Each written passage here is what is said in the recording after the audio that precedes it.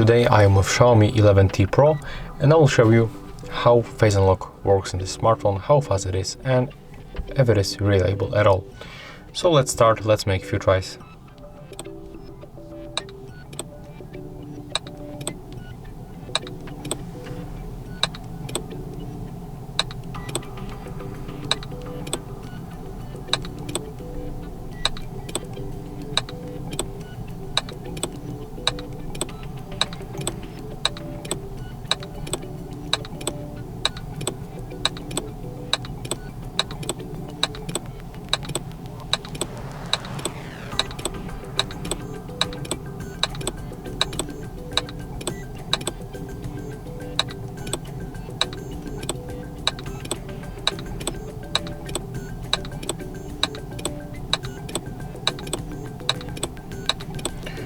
Okay, so as you can see, it's very quick.